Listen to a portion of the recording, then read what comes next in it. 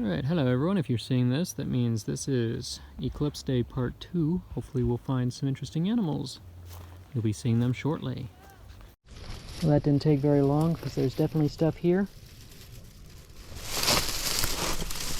And we got him! Look at that! Alright, so that took all of 30 seconds. This is Neurotiocipedon pluralis, the Midland water snake. Same species, different subspecies as the northern water snake that we have in Colorado, but these guys tend to be just a little bit prettier, and they are the ones that are found throughout kind of the southeast third of the U.S. So they start to integrate just north of here with the actual northern water snake, but very common fish and frog eaters. They live along the streams out here. They're a little bit less common than the green waters and such over on Snake Road, so we come to a different location to find these guys. Absolutely gorgeous little snakes, and I scared off another even bigger one just before grabbing this guy, so I imagine we can find a few more in a little bit. We're going to get a couple of close-up photos and then let him on his way.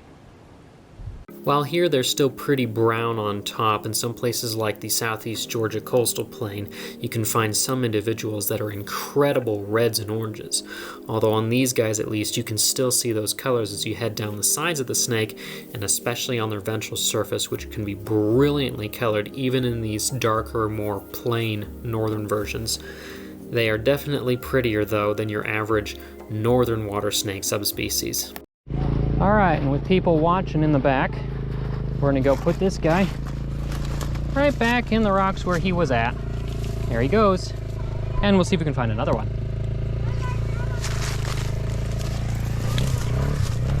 Because I scared one down right over there.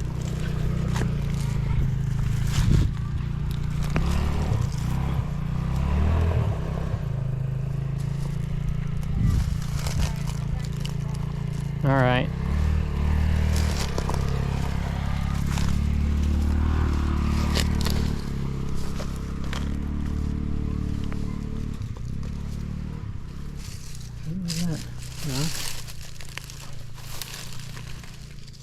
Yep, there's the other one.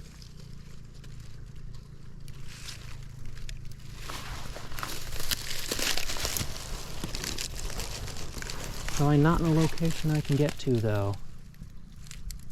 Oh, there's another.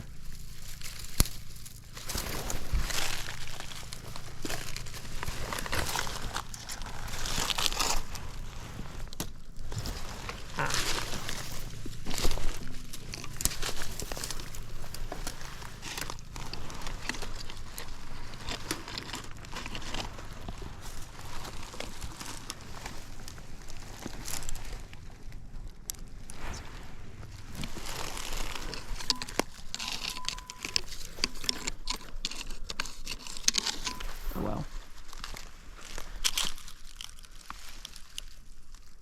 there's another one.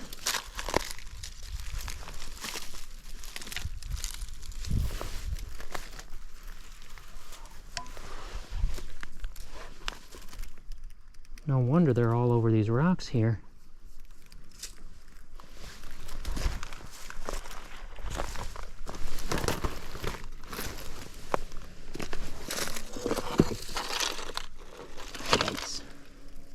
Alright, and if you look right down here, you can see why the water snakes congregate here too. The pools here are absolutely teeming with food. I have no idea what kind of fish these are, but they're little tiny minnows of some kind. We got our trio of swallowtails puddling away out here. Trio of species, at least, I think. Quite colorful. With the other water snakes eluding me, I searched around the rest of the area hoping to see if something else would pop out, and some more beautiful wildflowers, several species that I've never seen before, including some incredible phlox, but no more new snakes. So we moved to a new location to start flipping a few rocks on the hillsides, and... Alright, and there we go, another species. We got a little ringneck at a second location here. Diadelphis punctatus. This is probably something between Prairie and Mississippi intergrade. Beautiful little guy. We'll let Mom hold on to him here for a minute. Look at that tiny little thing. If the camera will even focus, because it wants to look at the background. Little harmless dipsadded snakes with those gorgeous orange bellies. Tiny little head and just about never bite. They will eat salamanders and slugs. He's got one row of spots down his belly. Okay, that's a little more prairie-ish then. Gorgeous. We're gonna get a couple of photos and put him back under his rock.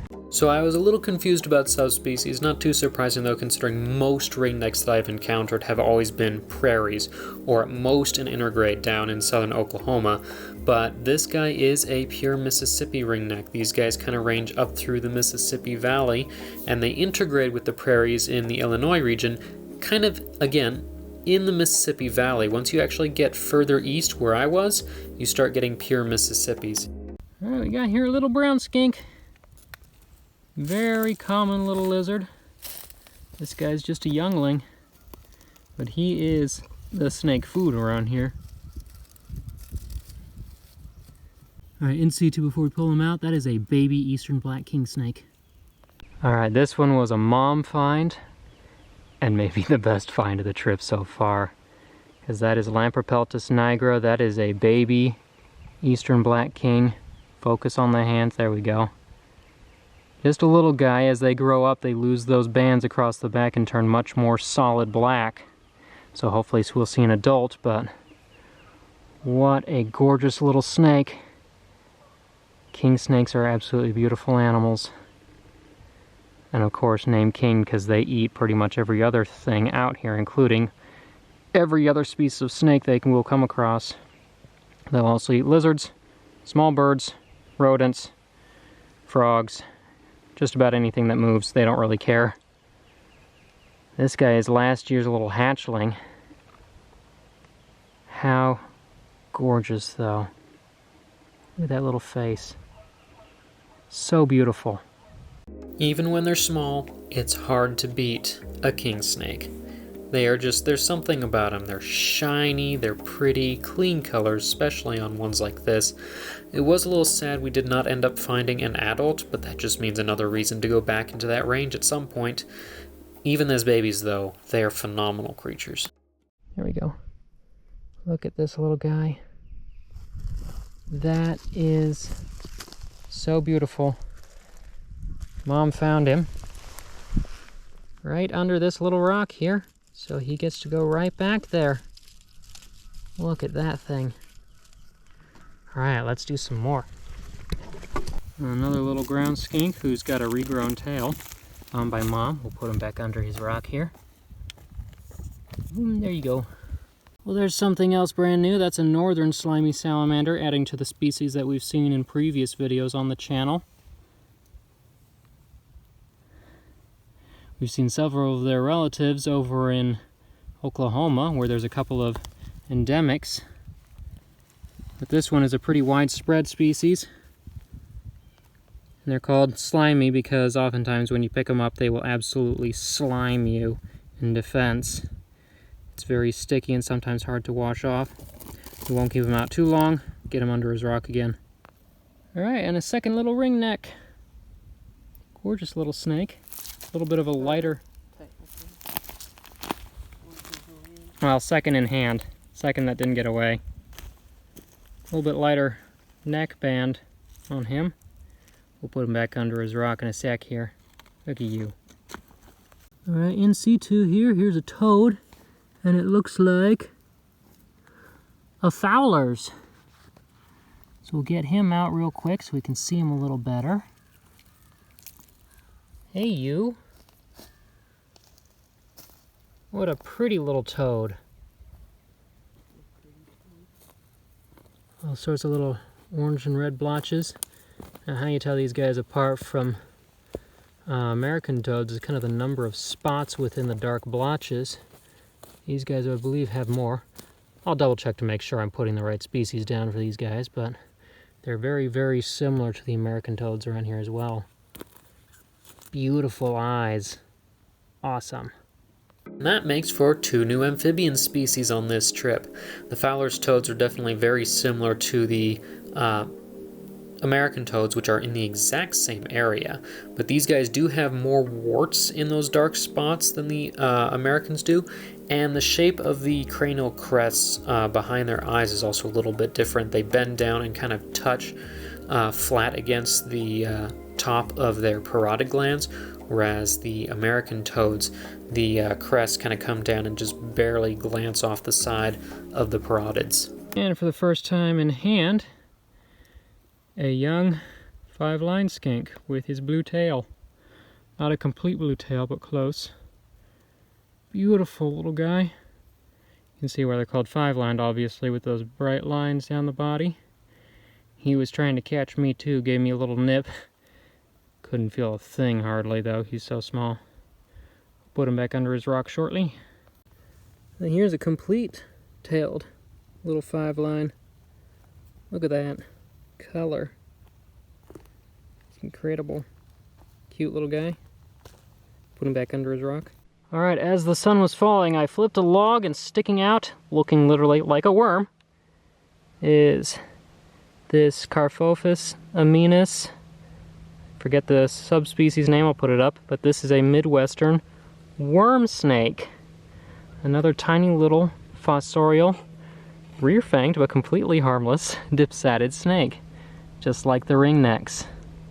They have these gorgeous pink bellies, and the Midwesterns have much stronger pink bellies than the Easterns do, but not quite as strong as the Westerns, which can be literally red underneath. But they are tiny. They are very wormy looking, completely adorable. Finally found one. So we're going to get a few more photos and then get him back under his log. I wish he wasn't in shed, but hey, it's a new species. Look at that. Just like their namesakes, which they primarily eat as food, these guys spend almost their entire lives underground in moist environments, especially under rotting logs and rocks. Very happy to have finally seen one. Alright, missed the flip clip, but we won't miss the release clip. He was just under all these leaves down here, and he gets to go right back. There he goes, to bury himself in there. He's making it. Alright. Alright. Day 2, or Day 2 Part 2, turned out pretty well, actually. As the night went dark, unfortunately, cruising didn't really turn out a whole lot, but we did see on the way back down the road, and unfortunately couldn't catch it on camera because it was on the road for all of 1 second. We had a bobcat cross our path, so that was an interesting experience. Anyway, so tomorrow is more or less we're starting to head home, but we're going to hopefully see if we can stop by a couple areas to maybe find some wetland animals or flip some rocks for some fossorials that we don't find over here. Fingers crossed that some stuff will show up, but we'll see, so stay tuned. Whatever video comes up next, I'm sure there's cool wildlife in it. So until then, though, if you enjoy watching educational videos like this and you'd like to help support their production, the traveling and such does cost quite a bit, consider becoming a patron at patreon.com/hcarlton. Members there do get exclusive benefits back as well. If you don't want to do a monthly subscription like that, they do take one-time donations. You can also donate at coffee or buy some of the merchandise that we have at our Teespring shop or at the website Carlton Carnivores, where we have the plants that I sell, the snakeskin resin jewelry, sometimes baby animal or baby reptiles if you're looking for a new pet. All the links for that will be in the video description below. If you can't support financially, just giving attention to the channel really does help, so watch the videos all the way through. Those watch hours are very important. Give a like, subscribe, turn on the black bell so you don't miss any of the videos coming up, and make sure to leave some comments below as well if you have questions and so on. And of course, if you want to see more photos, little video tidbits here and there, I'm always posting on social media, Instagram, TikTok, and Facebook at Carlton Carnivores. But until next time, I'm Hawken Carlton, signing off from Illinois for the last time, probably this year. This is Carlton Carnivores.